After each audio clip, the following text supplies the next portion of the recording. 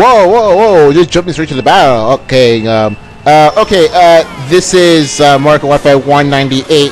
This is going to be the shortest video of Mario Kart Wi-Fi because it's actually going to show 2 races of 3.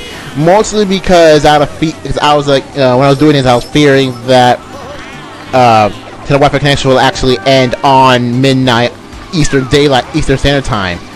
However, since that wasn't the case, good thing. But I still only managed to get 2 videos, mostly out of time constraints as well. Is last day very close to midnight, so I had no choice. I mean, if I'm gonna have to like lower the lower the amount of races, because I want to have at least 3 for 200 at least, but managed to get the other thing. By the way, this is, well, definitely hacker. There's definitely a hacker involved, and it's probably not Omega, but probably someone else. So as you can tell, there was hacking involved. Really? I mean, really? This is what the last possible day of Mario Kart Wi-Fi, and we still get hackers? Seriously? I mean, all the strings of blue shell that you saw wasn't a coincidence. It's definitely Nico. It's probably oh no, it's probably not Nico. Oh, that would be Nico, but whatever. But yeah, it's really annoying just to see hackers on the last freaking day. But yeah, it's Ogre. So it's almost Ogre. It's not totally Ogre.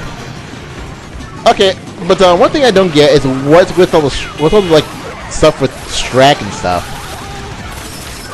Okay, probably I've already noticed. I'm only going to count in the first blue shell because as much as I would love to count all those blue shells for the blue shell counter to at least get to a good number, but come on, it's kind of overkill. Sorry, Cooper. This is a little too overkill. But yeah, we're really almost done with Mario Kart Wi-Fi. After this is just 2 more. Just 199 is going to be me racing as Mario, and 200 is as my me. Yeah, that's just going to be a thing. Yeah. And I guess this is the last segment of CTK Summit. Good thing, because unless for some weird reason Mario Kart 8 decides let's have DK Summit, or future Mario Kart, what, 6 to 10 years later, gonna have DK Summit. It's probably the last thing I see DK Summit, so yay! I don't like DK Summit. Okay, so there isn't really much to talk about because well, of course, a lot to talk about. But however, like near the day of release, or not even the day of this video, we got Shantae coming out, we got Fantasy Light coming out. I got Mega Gengar some time ago. I'm gonna get Mega regular Diancie a bit later. Yeah. So just so you know, the recording is of October 25th, and well, it's gonna come out a bit later. So yeah, I'm not gonna talk about some stuff related to like Smash Brothers, because like thing is, I haven't been playing Mario Kart 8 ever since once I finished the recording for Mario Kart Course Exhibition at all. Maybe just me that I don't really play that much of Mario Kart.